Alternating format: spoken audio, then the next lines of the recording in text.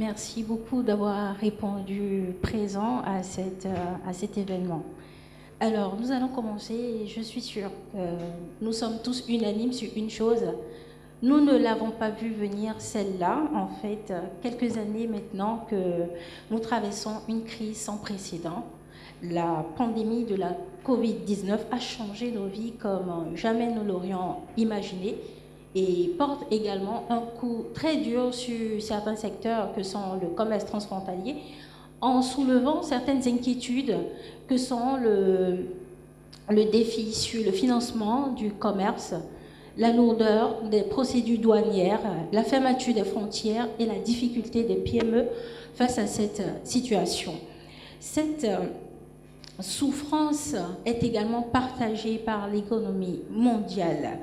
Mais, fort heureusement, au milieu de tout ce drame, la Covid-19 est quand même parvenue à révéler au monde l'importance de l'accord sur la facilitation des échanges qui semble être, à mon avis, aujourd'hui, par beaucoup de spécialistes, considéré comme une piste très importante pour la reprise rapide et efficace de l'économie mondiale. Et sur ce panel, justement, nous avons un expert de la transformation digitale, un spécialiste du développement de logiciels, M. Tankian Koulibaly. Ma première question s'adresse à vous.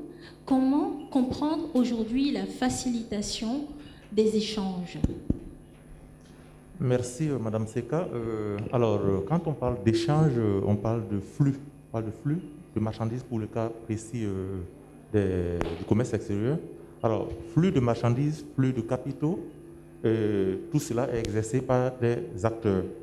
Des acteurs qui utilisent différentes méthodes, différents outils et qui sont confrontés à différents problèmes. Alors, la facilitation ici va venir,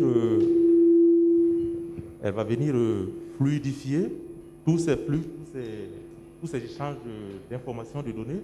Elle va venir rassurer les acteurs. Elle va venir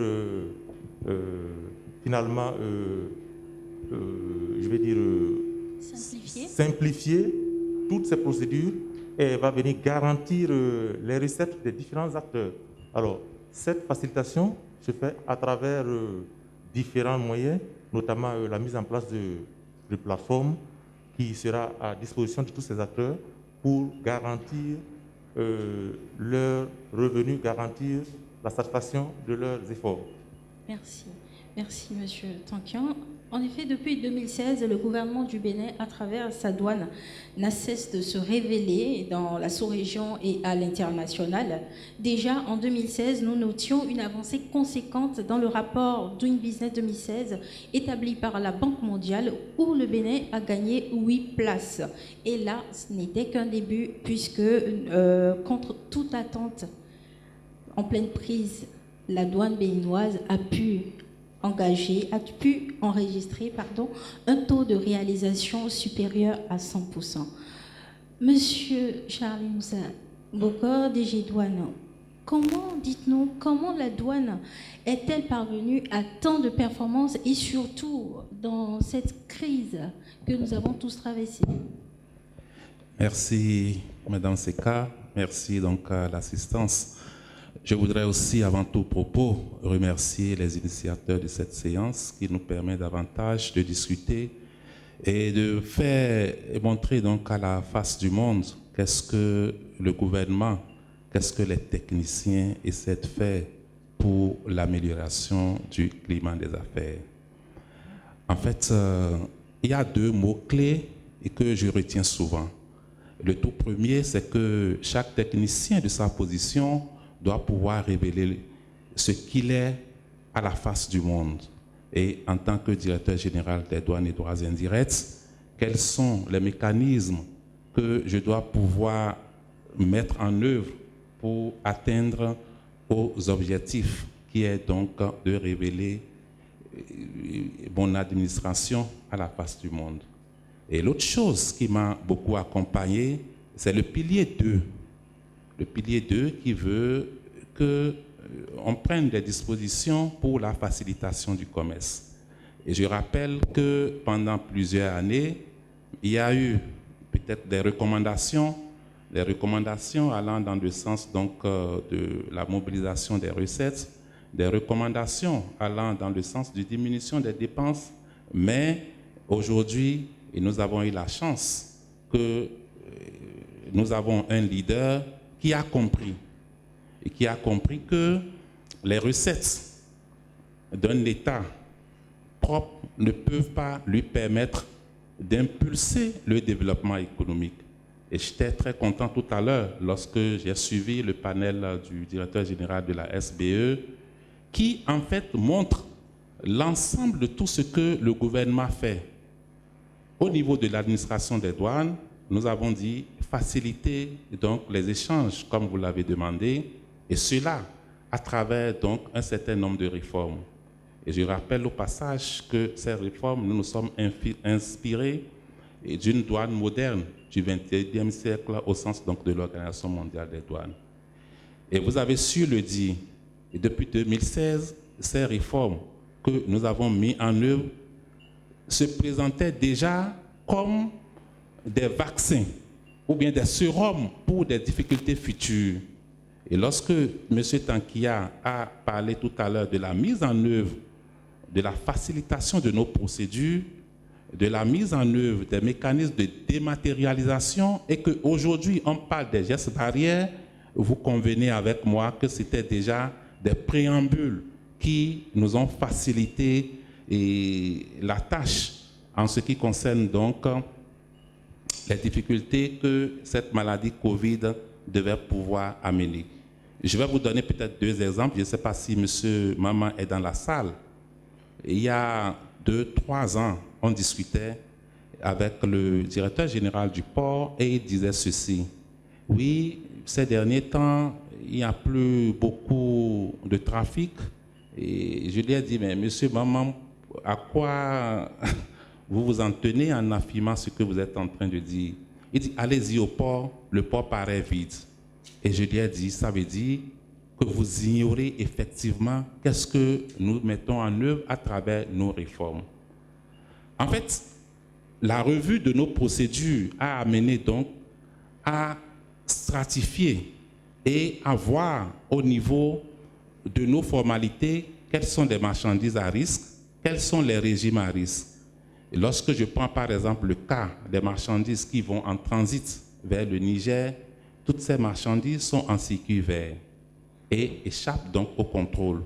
Et vous convenez avec moi, s'il y a 1000 déclarations que peut-être 10 inspecteurs devaient liquider en une journée et qu'aujourd'hui, au lieu que ces déclarations soient vérifiées de façon physique, toutes ces déclarations passent en circuit vert et que c'est peut-être les quelques-unes qui sont peut-être pour des régimes de mise à la consommation au niveau de la recette des douanes Cotonou-Port, ça peut paraître comme être vide alors que tout marche normalement.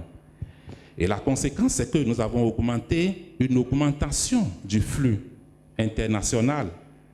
Donc, une augmentation du débarquement des marchandises et naturellement qui a pour corollaire d'améliorer le niveau de nos recettes. Je voudrais me résumer en disant que effectivement ces réformes qui sont de plusieurs ordres, peut-être que le DG Béné Contrôle tout à l'heure va aborder quelques-unes, nous ont permis non seulement de fluidifier le trafic, aussi d'apporter une transparence.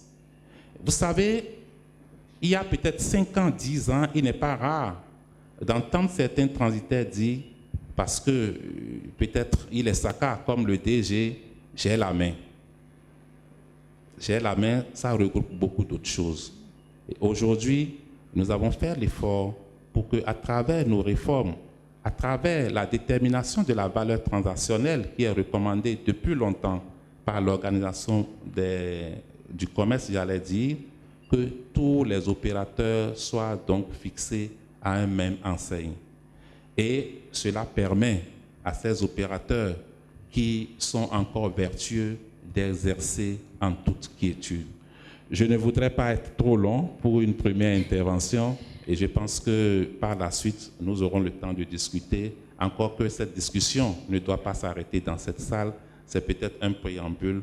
On aura le temps d'en continuer. Merci. Effectivement. DG Douane, toujours dans cette même lancée, pouvez-vous nous dire en fait quelle est la place, quel rôle en fait a joué, quelle a été l'importance, je dirais, du guichet unique du commerce extérieur du Bénin dans toutes ces performances que vous avez engrangées? Oui, merci beaucoup. En fait, le guichet unique, je prends un ou deux exemples. Vous savez, entre-temps, et pour payer peut-être une déclaration, il fallait faire une longue file, d'abord au niveau des caisses et des bureaux des douanes. Alors aujourd'hui, avec la mise en place du guichet unique, par exemple, vous pouvez faire des paiements en ligne. Ça nous permet de lutter contre les gestes barrières et ça offre aussi d'autres sécurités parce qu'en temps trimballer 500 millions dans des sacs, vous convenez avec moi que ce n'est pas chose facile. Mieux, plusieurs directions techniques avaient l'habitude de délivrer des autorisations pour certaines marchandises. Je vous rassure que toutes ces autorisations sont aujourd'hui émises en ligne et qui parlent donc des émissions d'autorisation en ligne défient donc, comment appelle-t-on, ce contact qui générait non seulement la corruption, mais aussi des pertes de temps. Donc voilà quelques exemples qui illustrent très bien comment la dématérialisation, le guichet unique a contribué à l'amélioration donc des affaires dans notre environnement. Merci beaucoup DG Douane. Vos réponses nous ramènent à la simplification des procédures douanières pour l'amélioration des recettes de l'État. La crise sanitaire liée à la COVID-19 a également permis de révéler à travers le monde la lourdeur de certaines procédures, en particulier pour les PME, à savoir les contrôles à l'import et à l'export, l'exigence documentaire pour l'importation et l'exportation. Quels sont les moyens déployés dans chacune de vos institutions, en fait, pour permettre au Bénin d'y faire face? J'aimerais commencer cette fois-ci par le directeur général de Bénin Contrôle. Merci beaucoup. Bonjour à tous. Je vais peut-être d'abord préciser le rôle et la mission de Bénin Contrôle. Nous poursuivons 4 objectifs. Le premier est de sécuriser les recettes douanières. Okay. Le deuxième est de renforcer les compétences de l'administration des douanes. Le troisième est de lutter contre la fraude et l'insécurité. Et le quatrième, et c'est là peut-être le plus important, c'est de fluidifier et faciliter les procédures d'enlèvement. Et ces objectifs-là sont inscrits dans le marbre et tous les services que nous déployons à l'attention des usagers et de l'administration des douanes, tous ces services poursuivent ces mêmes objectifs. La facilitation, la fluidification des opérations, elle démarre forcément par la dématérialisation. On a fait le constat, que ce soit pour du suivi électronique des cargaisons, pour des importations directes, pour des contrôles, que les activités consommaient énormément de papier. Aujourd'hui, si je prends l'exemple du scanner, nous n'exigeons plus aucun document. Nous sommes interfacés avec le système douanier Sidonia, nous sommes interfacés avec le guichet unique, GUS, nous sommes interfacés avec le Ségub, et lorsque vous devez subir une inspection, vous nous envoyez un mail, nous allons chercher toutes les informations dans ces différents systèmes. L'interfaçage a pour valeur ajoutée de simplifier les procédures, d'accélérer et de réduire les temps perdus sur des contrôles et surtout de limiter le risque de fraude et d'erreur. Donc aujourd'hui, Bénin Contrôle cherche un maximum à dématérialiser les procédures. Pour ça, nous avons mis des KPI, c'est un terme barbare qui signifie des indicateurs de performance. Et donc nous publions ces indicateurs de performance sur notre site, sur le site de la douane, et nous cherchons avec les opérateurs économiques qui sont nos partenaires à progresser. Où est-ce que nous pouvons gagner du temps? Où est-ce que nous pouvons réduire les tracasseries? Où est-ce que nous pouvons simplifier la vie des usagers? Et ça, c'est réellement quelque chose qui nous drive et nous motive au quotidien. Merci beaucoup, DG. Justement, parlant de contrôle de valeur, géolocalisation des camions, une autre belle performance est à retenir dans le cadre, cette fois-ci, de la lutte contre la fraude et le trafic illicite de certains médicaments. Le Bénin est passé de la 13e place à la 2e place au monde, juste après le Pérou, sur 144 pays classés, devenant ainsi le premier en Afrique et 2e au plan mondial. DG, quel est votre secret? Quel a été votre secret? Oui, merci. Je l'ai dit, en fait, c'est le leadership et puis dans notre environnement, je ne l'ai pas évoqué tantôt, et nous sommes certifiés aujourd'hui, et la certification signifie donc une amélioration continue de nos performances. Et nous avons pu bénéficier aussi de plusieurs formations, et de la part non seulement de l'État central, et de l'Organisation mondiale des douanes et du Fonds monétaire. Et aujourd'hui, vous constatez avec moi, la douane est en train de se révéler, comme vous l'avez dit. Et deuxième, peut-être sur le plan mondial par rapport à la lutte des fraudes, mais bientôt premier. Et ça, c'est le challenge. Et dans notre environnement, un peu plus tôt, vous avez dit au niveau du Doing Business, on avait pu améliorer, mais je vous rappelle aussi que le Bénin, au niveau de l'UMOA, détient la première place en ce qui concerne la facilitation, et même au niveau de la CEDEAO, cette affirmation a été faite face donc à tous les chefs d'État. Et je rappelle que c'est, disons, la manière dont la douane est gouvernée, les contrats de performance. Aujourd'hui, il faut réfléchir quels sont les mécanismes de gouvernance qui ont pu apporter des réussites au niveau du privé et que nous avons peut-être pu transposer. Et voyez-vous, aujourd'hui, tous les décès sont là. Je donne un simple exemple. Lorsqu'on a fait un courrier à un décès, il est tenu de traiter ce courrier en peut-être 15 minutes. Au niveau des unités de répression, ils sont évalués tous les 3 mois par rapport au niveau de mobilisation des recettes et par rapport aussi au nombre de saisies qu'ils ont pu faire. Et devant tout le monde, devant tous les collègues, vous imaginez avec moi que personne ne veut être dernier. Alors, cette concurrence que notre mécanisme de gouvernance a pu susciter a quand même révélé ses performances à la face non seulement de l'Afrique, mais aussi au niveau international. Merci DG. Je rappelle que dans l'exercice de cette tâche-là, vous êtes accompagné par les partenaires Bénin Contrôle et Webfontaine. Webfontaine, expert en solutions douanières, quelles sont les solutions que vous pensez, les solutions douanières pensées par Webfontaine pour soutenir justement les gouvernements dans la lutte contre la fraude, c'est-à-dire comment identifier les opérateurs économiques de confiance, des sujets à caution? Merci Seka. Parlant d'opérateurs de confiance, parlant d'opérateurs économiques agréés, effectivement, Webfontaine accompagne la douane dans la mise en place de ce programme très très ambitieux, qui est un peu rare d'ailleurs en Afrique, et consiste à accorder certaines facilités à des opérateurs qui se sont illustrés, qui ont fait la demande pour appartenir à ce groupe très restreint d'opérateurs économiques agréés.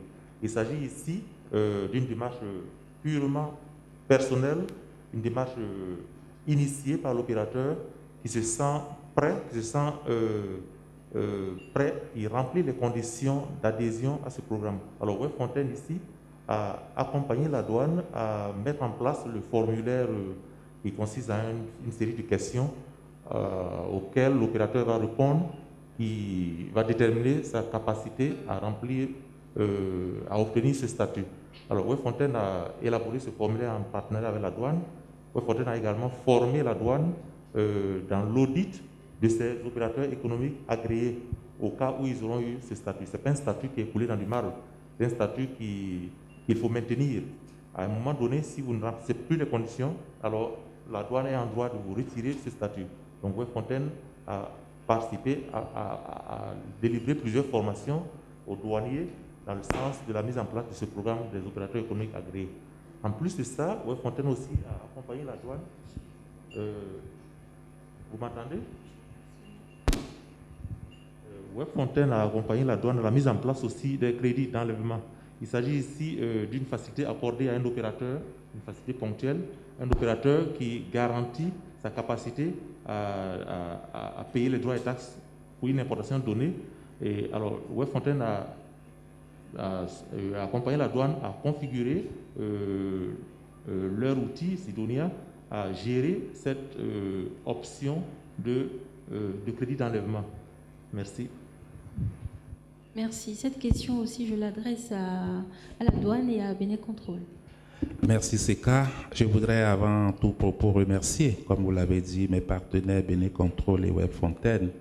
Et dit, lorsque je prends ma posture de chercheur avec une démarche interprétative, je voudrais rassurer de ce que, effectivement, le modèle de partenariat public-privé qu'il y a entre donc l'administration des douanes, Webfontaine et puis Bénécontrôle est la meilleure que j'ai pu quand même lire, et que ce soit dans notre environnement et même lors des études, les quelques articles que j'ai pu lire à travers le monde.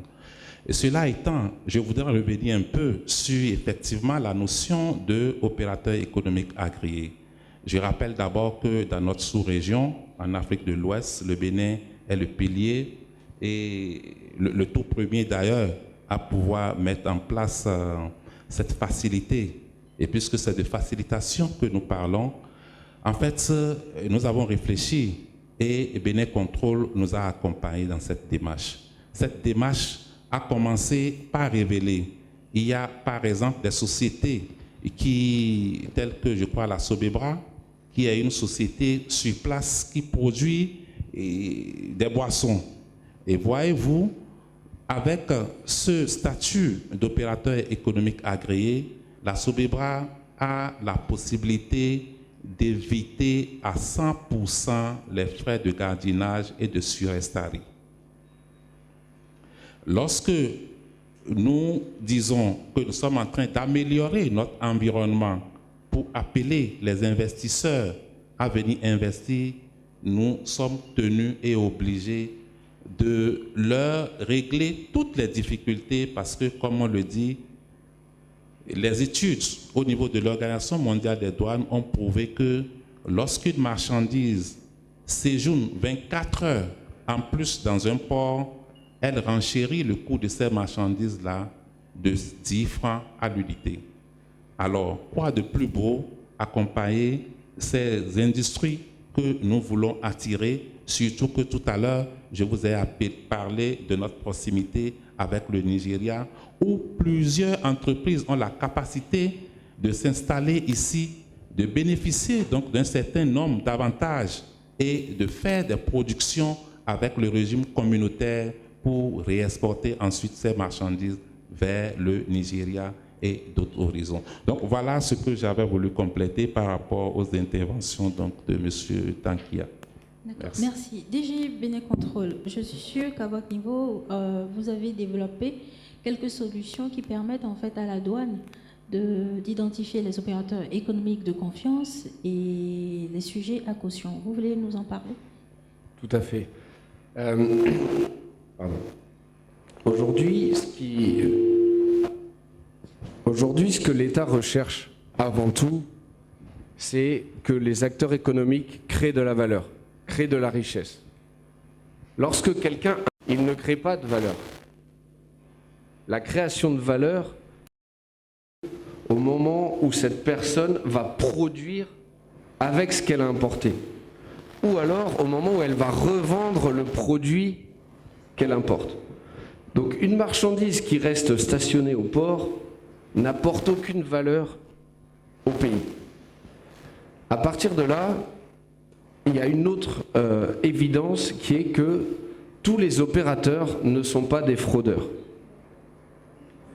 Donc il a fallu pour nous trouver le meilleur mécanisme pour réduire les délais et récompenser les usagers qui sont sérieux. Et pour ça, le meilleur des moyens, c'est l'analyse de risque. L'analyse de risque, c'est un profilage par rapport à l'historique de l'importateur, par rapport aux personnes avec qui il travaille, par rapport au type de produit qui est importé, par rapport à son origine, etc., etc., etc. En combinant toutes ces informations et toutes ces indications, on va en définir un niveau de risque. Quel est le risque probable que cet usager fraude? Et à contrario, quel est le risque probable que cet usager ne fraude pas? Je vais prendre un exemple très terre à terre.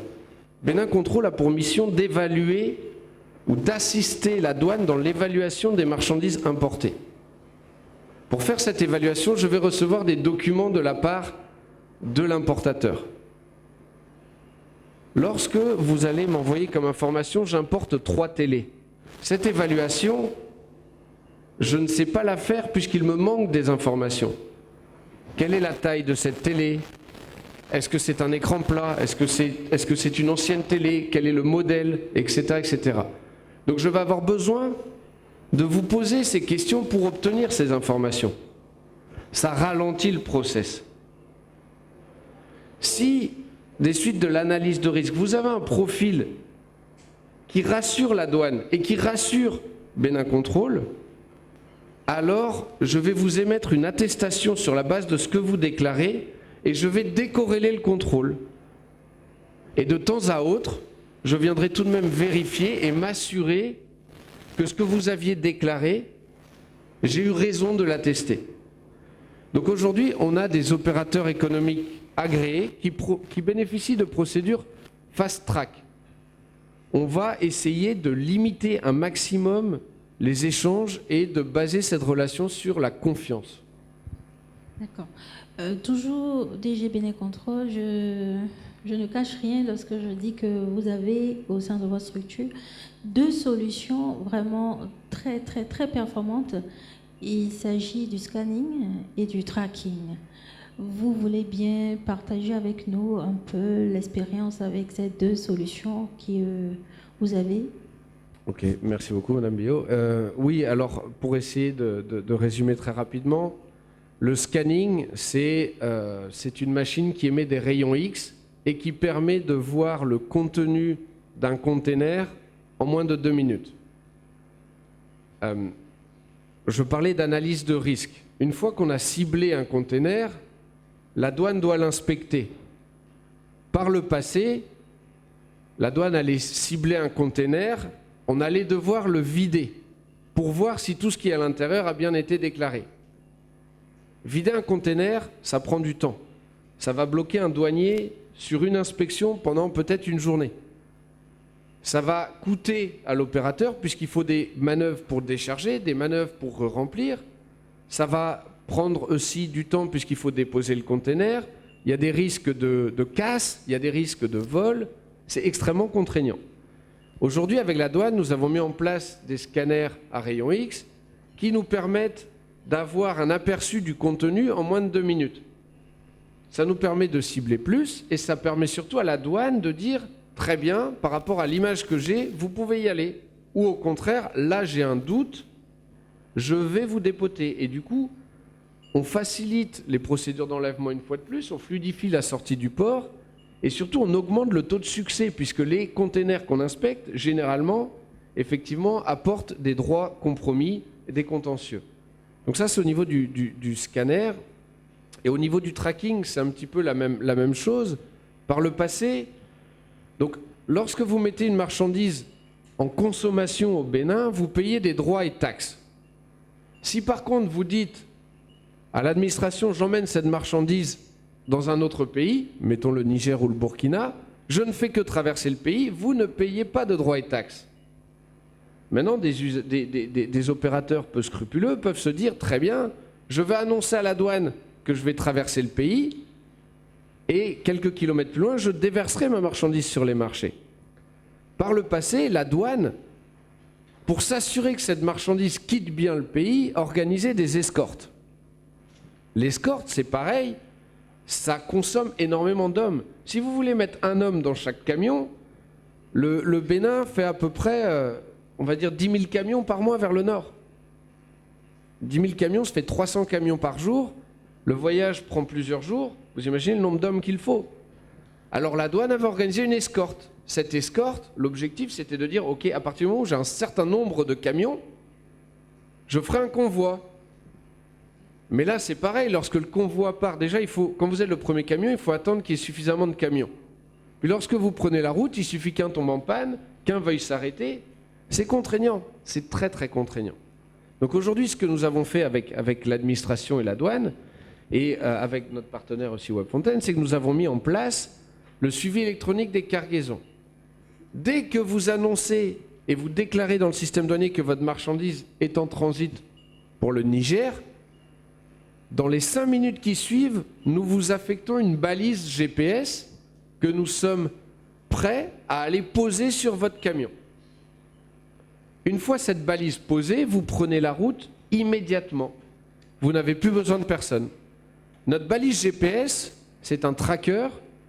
Il va nous informer en temps réel du comportement du chauffeur. Derrière, on a défini des règles. Donc si vous allez au Niger, vous devez sortir par Malanville, vous devez prendre via Dassa, puis Parakou. Si, en sortant du port, vous prenez direction Porto Novo ou direction Comé, on va avoir une alerte. Si vous vous arrêtez à un endroit sur la route et que vous n'avez pas le droit de vous arrêter dans cette zone-là, on va également avoir une alerte. Si vous tentez d'enlever le tracker GPS, on va aussi avoir une alerte. Et donc nous avons une salle de contrôle qui tourne 24 heures sur 24, avec des agents de Bénin Contrôle, mais également de la douane, et nous suivons en temps réel toutes les alertes. Ces alertes, lorsqu'elles sont émises, nous permettent de contacter nos collègues de la douane qui sont sur le terrain, les services d'intervention rapide, et ceux-ci se dépêchent auprès du camion pour contrôler s'il y a une tentative d'infraction ou non. Voilà, Madame Billot, ce que nous avons mis en place, entre autres, pour l'administration. Merci beaucoup. Je pense que la solution du tracking et du scanning semble très important. Alors, je vais laisser dire quelques mots le directeur général de la douane et ensuite Monsieur Tankian Koulibaly à ce sujet. Merci beaucoup. En fait, il faut peut-être avoir vécu l'expérience du passé pour se rendre compte de ce qu'aujourd'hui est bien. Il a évoqué les avantages liés donc au scanning et au-delà, il y a aussi le caractère dissuasif peut-être qu'il faut évoquer. Et si aujourd'hui la douane a pu réaliser ces belles perspectives, c'est aussi ça. Parce que ça ne veut pas dire forcément qu'entre-temps, toutes ces fautes que nous arrêtons au niveau du port ne passaient pas. Mais nous avons pu mettre en œuvre des moyens adéquats qui nous permettent donc d'intercepter ces fraudes et peut-être de dissuader ceux-là encore qui pensent que notre pays peut servir donc de plateforme à certains produits illicites. Abordant la question liée au tracking, il a évoqué le cas des tracking cargaison. Et si peut-être les transporteurs sont encore dans cette salle, ils vont vous dire tout le cauchemar qu'ils avaient, parce que parfois, il arrivait des moments où peut-être des balles de tissu ou des bidons d'huile sont soutirés de ces camions, et une fois les camions du côté du Niger vers Gaïa, c'est des affaires contentieuses, c'est les juges, c'est des avocats qui bloquent ces camions, parfois qui les vendent aux enchères publiques. Je pense qu'aujourd'hui, c'est chose réglée. Et l'autre chose, nous avons dit que nous voulons améliorer le climat des affaires dans notre pays et faire de notre pays le hub de la sous-région.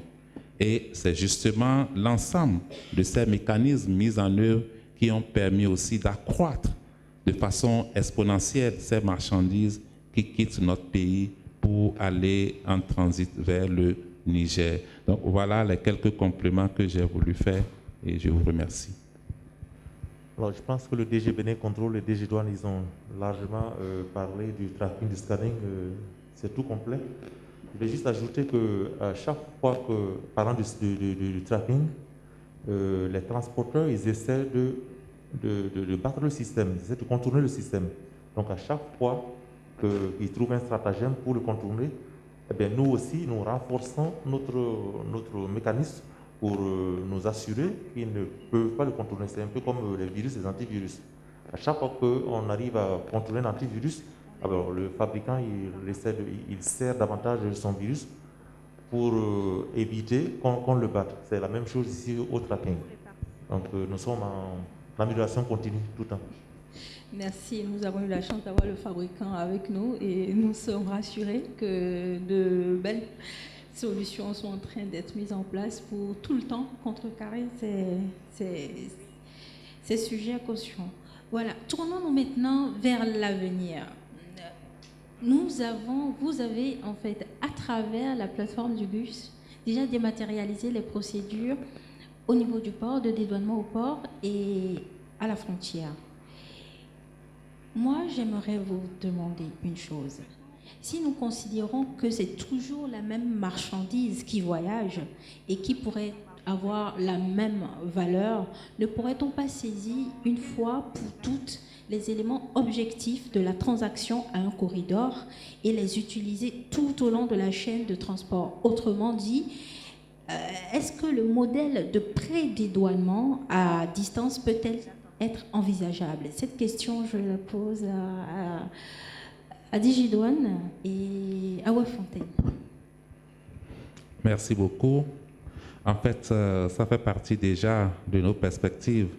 Il y a une semaine, j'ai eu une séance avec le Fonds monétaire international qui a accepté de financer ce projet. C'est-à-dire, une fois la marchandise achetée, peut-être que ce soit les produits destinés à d'autres industries, les matières premières, j'allais dire, ou les produits finis, qu'on puisse suivre donc l'évolution à chaque étape, non seulement du transport de ces marchandises du lieu d'exportation, et aussi des procédures de dédouanement à l'intérieur jusqu'à la livraison de ces marchandises. En fait, c'est ça notre objectif. Et mieux, je pense qu'on a eu à écrire des notes de service allant dans le sens des déclarations anticipées. Je pense que c'est la même chose. Et aujourd'hui, qu'est-ce que nous faisons pour donner une visibilité, pour que chaque opérateur qui veut opérer ici, dans notre environnement, dans notre marché, au port de Cotonou ou par les frontières terrestres, puisse être rassuré? Je pense que c'est notre devoir. Et nous sommes en train de tutoyer, pour être honnête avec vous, ce que les pays font au niveau international, ce que les pays développés essaient de faire, puisque nous-mêmes, nous avons peut-être fait les mêmes écoles, mais nous pouvons transformer notre environnement pour révéler davantage notre pays. Merci.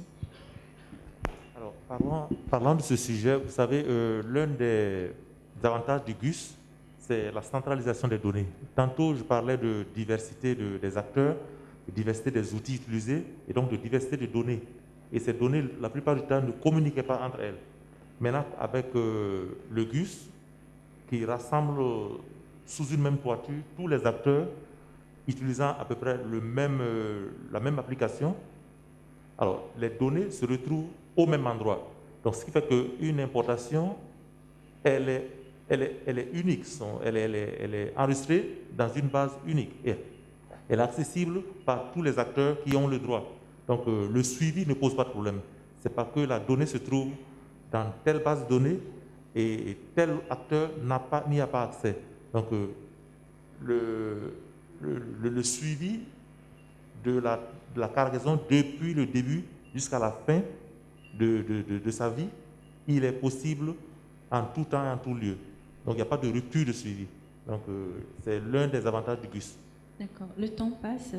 Encore 2 toutes petites questions. Je vous promets, on s'arrête là après. Cette fois-ci, je me tourne vers le directeur général de Bénin Contrôle, M. Gwandal. Aujourd'hui, la technologie avance.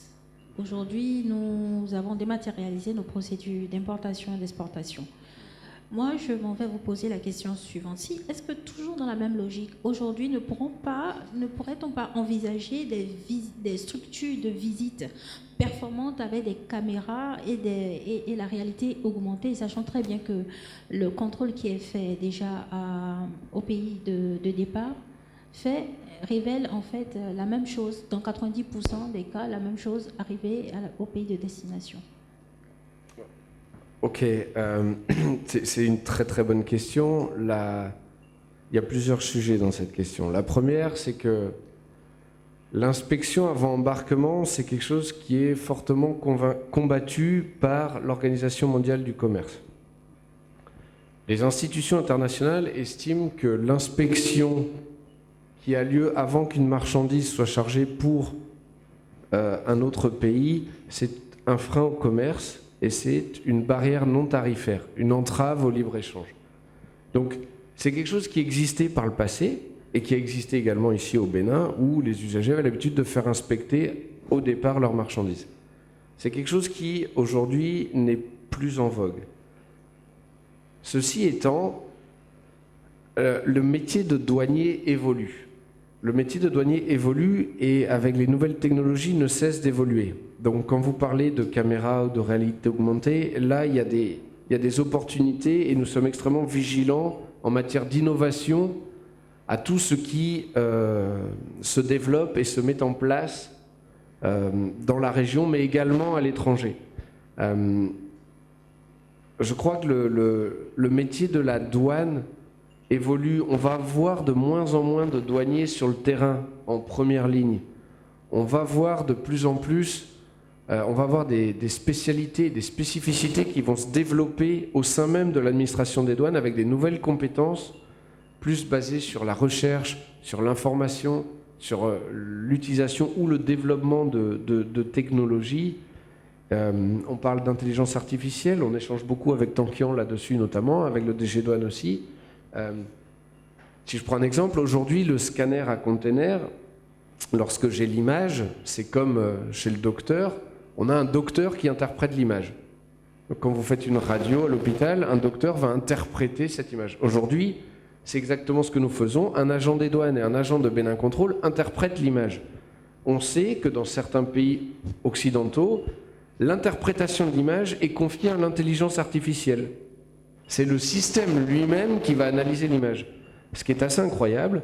Donc nous, là-dessus, nous sommes extrêmement vigilants et nous essayons de voir un petit peu qu'est-ce qui, aujourd'hui, pourrait bénéficier au Bénin et nous servir à tous. Merci, DG. Pour finir, je vais m'adresser à tous. Bien évidemment, je vais commencer par Webfontaine, spécialiste du développement de logiciels qui utilise beaucoup justement l'intelligence artificielle. La douane béninoise de demain, comment l'imaginez-vous, M. Tankian? Alors, je vais commencer par dire ceci. Vous savez, quand on a inventé le tracteur, celui qui laboure la roue, il ne peut pas faire du poids devant celui qui a le tracteur. Quand on a inventé l'ordinateur, celui qui continue à taper sur la machine à taper, il ne peut pas faire du poids devant celui qui dit l'ordinateur. Alors, plus globalement, quand on a inventé le fusil, celui qui a sa flèche ne peut pas gagner une guerre. Il ne peut pas gagner une guerre, même si c'est des flèches à vaudou, je pense que ce sera difficile de gagner la guerre. Alors, donc, actuellement, on parle beaucoup d'intelligence artificielle. On parle de programmes qui vont venir aider l'homme à prendre des décisions. Donc, c'est un potentiel énorme. Et ces outils s'appuient sur des données. Et les données, il faut les rassembler de partout. Alors, la douane a des données, mais la douane en amont a besoin d'autres données, en aval aussi, d'autres données. Bon, la douane, même pas de demain, même d'aujourd'hui déjà, elle a besoin d'échanger des données avec tous les acteurs avec lesquels elle collabore. Une fois ces données rassemblées, elles peuvent être exploitées avec l'intelligence artificielle justement aux fins de prise de décision, aux fins de gestion de risque. Et donc la douane de demain, c'est la douane, de toute façon elle a déjà son motto, on appelle ça sa devise, moins contrôlé et mieux contrôlé, c'est bien ça? Peu contrôlé et mieux contrôlé. Exactement. Donc la douane d'aujourd'hui, c'est celle-là qui va utiliser les moteurs de gestion de risque pour mieux cibler le contrôle, pour faire surtout des contrôles a posteriori.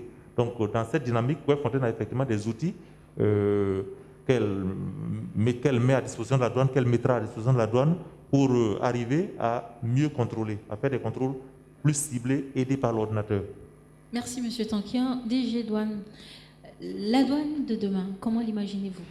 Merci. Et vous l'avez dit, en fait, et lorsqu'on lit toutes les théories, parfois il faut faire attention à certaines choses. Sur le management des organisations, certes, l'intelligence artificielle, oui, mais il faut reconnaître que tout est au cœur de l'homme.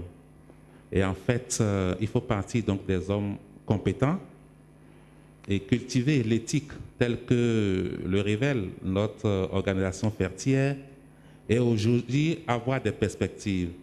Entre autres, je les ai évoquées et j'ai voulu que d'ici quelques années, que parmi nous, par exemple, on ait des OPJ. Parce que la facilitation du commerce rime avec un certain nombre de choses. C'est vrai, comme il a dit, mieux contrôler, mais contrôler peu. Ça suppose qu'il faut aussi mettre en place des mécanismes qui doivent pouvoir accompagner l'administration des douanes là où éventuellement la personne humaine pouvait être remplacée par l'intelligence humaine. Nous avons aussi abordé tout à l'heure un projet qui permet d'ici quelques années qu'un opérateur qui est peut-être à Dubaï puisse suivre toute sa transaction depuis la Chine jusqu'au Bénin ou depuis les États-Unis jusqu'au Bénin sans se déplacer. Et quelques préoccupations que nous allons devoir régler aussi, c'est les difficultés liées à l'interconnexion. Je pense qu'un panel peut-être devra en parler. Et comme je l'ai dit, la SBE est là. Aujourd'hui, il faut un certain nombre d'environnements pour permettre effectivement à l'administration des douanes de jouer son rôle efficacement. Donc pour nous, la douane de demain, c'est une douane très moderne au sens donc, du 21e siècle qui est à l'écoute et qui doit pouvoir jouer sa partition dans l'amélioration non seulement du climat des affaires, mais aussi dans l'amélioration des mobilisations des recettes au profit donc, du trésor public. Merci beaucoup DG. Mais cette fois-ci, Monsieur Wendal, la douane de demain, comment l'imaginez-vous chez Bénin Contrôle? Écoutez, j'en ai touché deux mots juste avant, mais je vais reprendre un peu ce qu'a dit le DG Douane et ce qu'a dit Monsieur Tankian. Le métier de la douane évolue, mais l'homme reste au cœur, c'est ce que disait le DG, l'homme reste au cœur de l'administration douanière. Moi je la vois, on avait l'habitude de voir des douaniers sur toutes les frontières en première ligne, ce qu'on appelle la première ligne, à ouvrir vos sacs, vos véhicules. Demain, on va se retrouver avec une douane beaucoup moins visible, beaucoup moins présente, mais qui travaillera beaucoup plus sur de la donnée pour aller chercher des informations. Où est-ce que la fraude se trouve? Où est-ce que le risque se trouve? Où est-ce que je dois aller mettre mes contrôles? Moi, je vois vraiment la douane, et la douane béninoise est déjà engagée dans cette démarche, puisque le DG l'a dit, la douane béninoise est certifiée ISO 9001. Il faut se rappeler que cette certification vise avant tout la satisfaction des usagers. Et pendant longtemps, la douane a couru après un seul objectif au Bénin, excusez-moi de le dire, mais je pense que la douane a toujours couru derrière cet objectif de recette. Aujourd'hui, en étant certifiée ISO 9001, la douane affiche d'autres objectifs. Les recettes sont importantes, mais il y a d'autres objectifs. La satisfaction des usagers, les temps de passage, la réduction des délais, la réduction des tracasseries, l'amélioration du système. Donc, moi, je vois vraiment une douane partenaire des opérateurs économiques, partenaire des sociétés, partenaire des usagers. C'est vraiment comme ça que je vois la douane d'aujourd'hui et de demain. Merci une fois à mes chers panélistes. Je suis sûre que Pamela, j'ai épuisé tout le temps qui m'est imparti. Mais voilà, je vous laisse la parole. Merci beaucoup, Madame Sekabio, pour la modération de ce panel de haut vol. Merci à vous, chers panélistes. C'est le moment, mesdames et messieurs, chers participants, chers invités, de poser des questions. Et comme tout à l'heure, on ne prendra que 2 participants, un dans cette rangée et un dans l'autre. Une question par participant, s'il vous plaît. Monsieur. Alors bonjour, et mon nom est Muriel Maillot de Clean2Be. Alors aujourd'hui, on sortirait de ce panel en se disant qu'on aura demain une douane qui va certes maintenir l'homme au cœur de tout ce qu'elle fait, mais qui va s'appuyer vraiment sur l'intelligence artificielle et qui demeurera à l'écoute de la population qu'elle sert. Moi, ma question se porte sur la formation au niveau de la douane aujourd'hui. On sait comment avant les choses se passaient et au jour d'aujourd'hui, il y a quand même de la réticence au niveau de la jeunesse à se dire « je veux devenir encore douanier ». Quelle est aujourd'hui la stratégie que la douane et même que Bénin Contrôle a décidé de mettre en place en fait, pour attirer davantage de jeunes en fait, dans le secteur de la douane, mais en même temps dans le secteur informatique, mais vraiment beaucoup plus basé sur la douane? C'est ma question. Merci. Deuxième question. Moi, c'est Bernardin Anator. Je suis rédacteur en chef de Cadre Éco, le média qui couvre le monde des affaires au Bénin. Alors, je remercie tous les panélistes pour leurs échanges et les interventions très fructueuses. Je voudrais quand même savoir, la douane a pu atteindre ses prévisions pour le premier trimestre. Alors, est-ce que les réformes mises en place pour pouvoir atteindre coûte que coûte cette prévision jusqu'à la dépasser n'influent pas sur le coût du dédouanement, ce qui entraînerait, n'est-ce pas, la cherté, n'est-ce pas, des denrées alimentaires au Bénin? Quelles sont donc les mesures mises en place pour arranger cette situation, puisque les denrées alimentaires sont devenues de plus en plus chères dans la sous-région? Quelles sont les mesures mises en place pour arranger cette situation donc, au Bénin? Je vous remercie.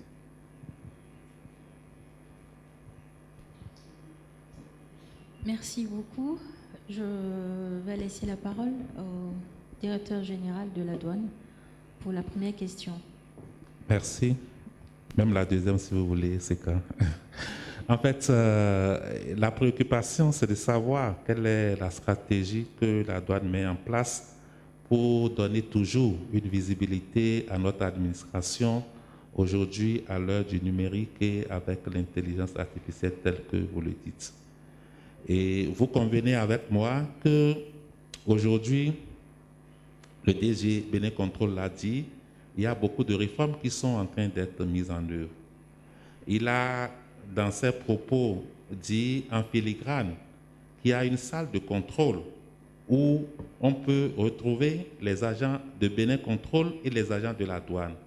Ça veut dire déjà il y a un transfert de compétences et ça fait partie donc du contrat que l'État a pu mettre en place avec Bénin Contrôle, parce que l'État ayant échoué dans un certain nombre de domaines, l'État a fait recours donc à un privé pour l'accompagner sur les thèmes, sur un certain nombre de problématiques qu'il a évoquées.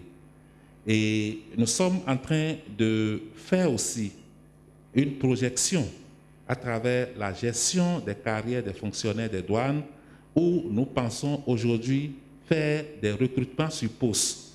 C'est-à-dire, nous évoluons quelles sont les nouvelles technologies que nous avons en face qui devaient pouvoir nous permettre d'avancer. Et lorsque le besoin se fait ressentir, nous avons la possibilité, je pense que la loi est votée, de faire des recrutements sur poste qui vont permettre quand même d'embraser l'ensemble des préoccupations et des difficultés des opérateurs en vue d'être toujours à leur écoute et, comme l'indique notre certificat, jouer notre partition d'amélioration continue des préoccupations et des besoins de nos usagers. Pour la deuxième question, c'est bon ou bien je m'arrête? Non, toujours. Ok, bon. Très bien.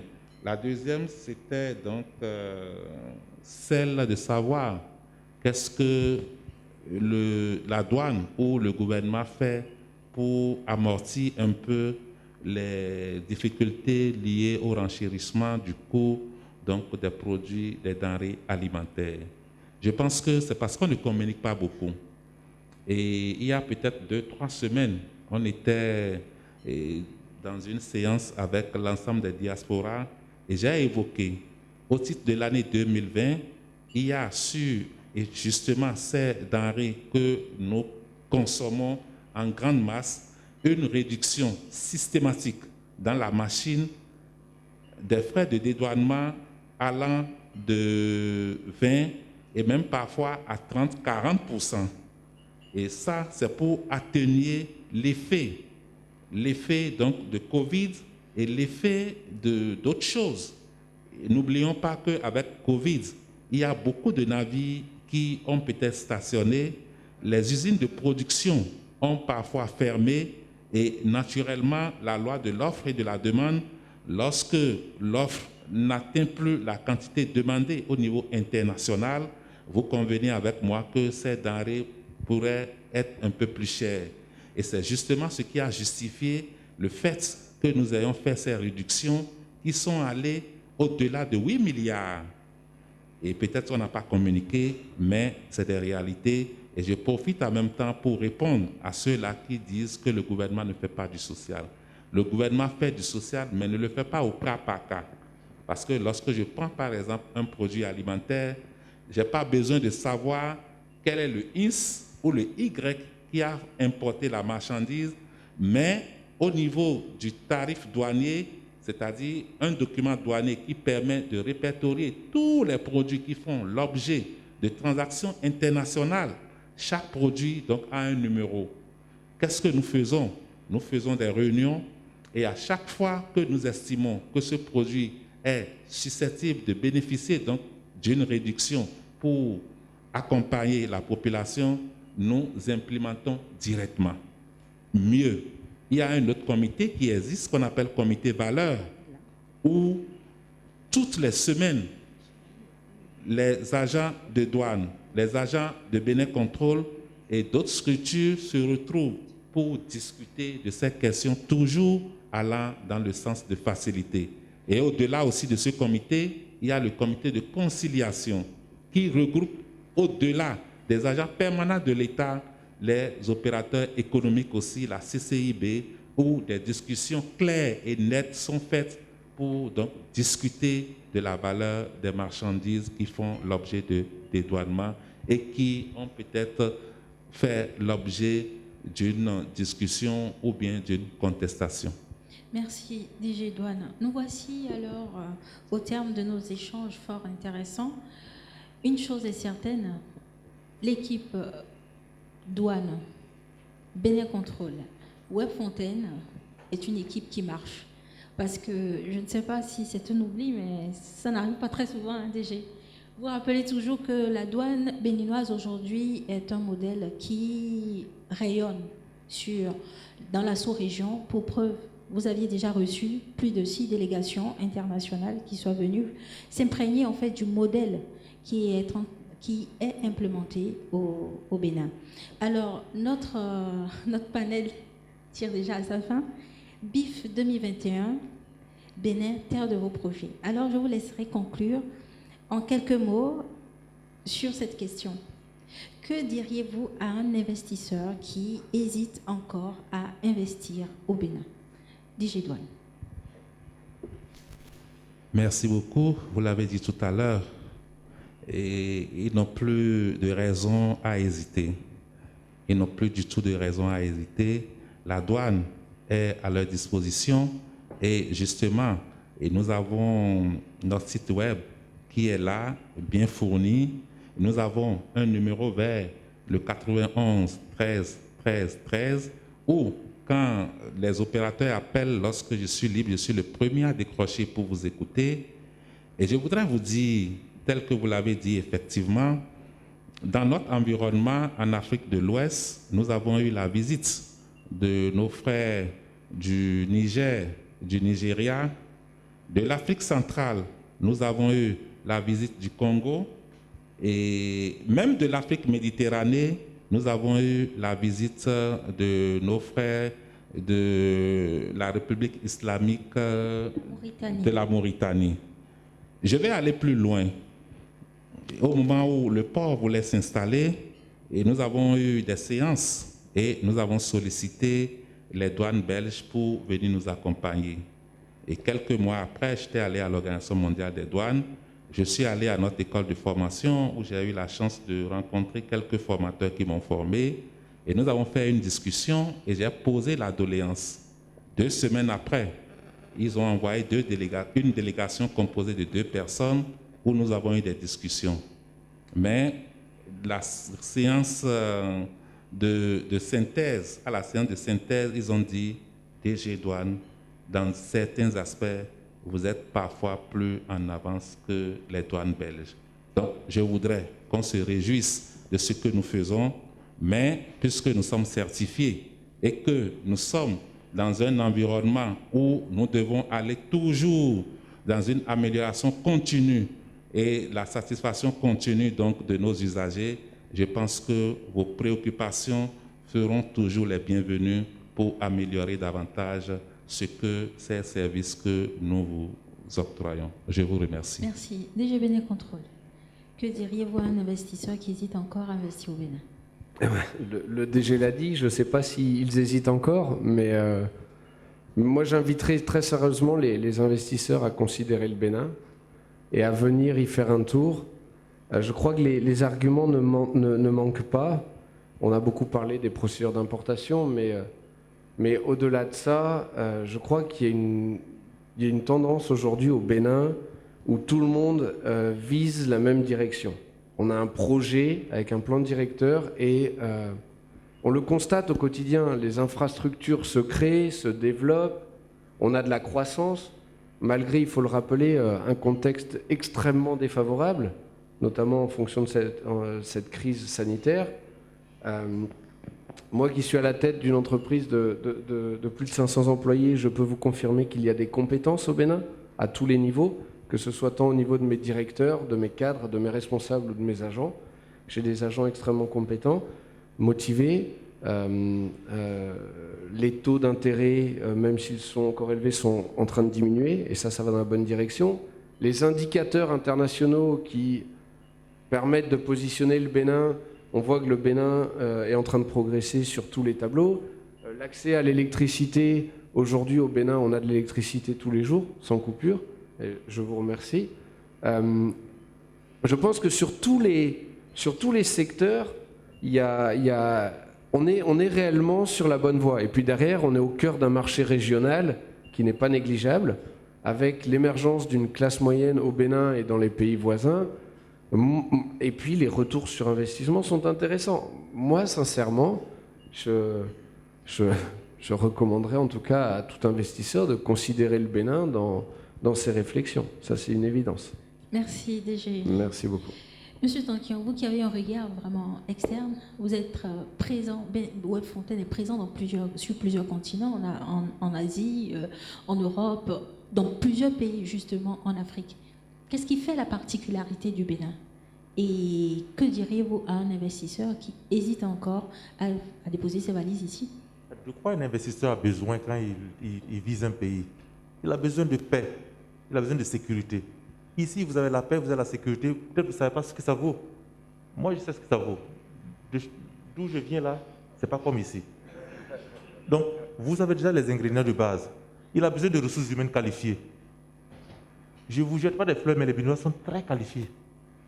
La preuve, au Burkina, on a organisé un tournoi, bien, en tout cas, de meilleurs hackers de l'Afrique de l'Ouest. Et dites-vous, c'est les Béninois qui sont passés les premiers, les meilleurs hackers. Mais ça ne veut pas dire que c'est un mal. Ça peut y avoir des hackers éthiques. Donc, on a la ressource humaine ici qualifiée. L'investisseur a besoin de prévisibilité. Quand il va dans un pays, il a besoin de savoir que son modèle peut être appliqué. Il ne veut pas un changement brusque, que ce soit politique ou social, il ne veut pas ça. Donc ici, il y a cette paix, il y a cette prévisibilité, et donc tout est réuni pour que les gens viennent ici. Le marché aussi, il est énorme. Regardez juste à côté, c'est un marché infini. Donc l'investisseur, il n'a aucune raison. Si vous tapez investir au Bénin, il a l'embarras du choix. Donc je ne crois pas que les investisseurs aient encore des doutes sur le succès de leur projet ici au Bénin. C'est un pays à découvrir. Merci, Tankian. Voilà, nous avons fini. Je remercie les promoteurs du BIF. Et pour en savoir davantage sur le commerce extérieur du Bénin, n'hésitez pas à vous rapprocher de Web Fontaine, de la douane de Bénin Contrôle, mais également à vous abonner à nos différents comptes sociaux, notamment le guichet unique du commerce extérieur présent sur Facebook et sur LinkedIn. Sur ce, je vous souhaite une très belle journée et à très bientôt.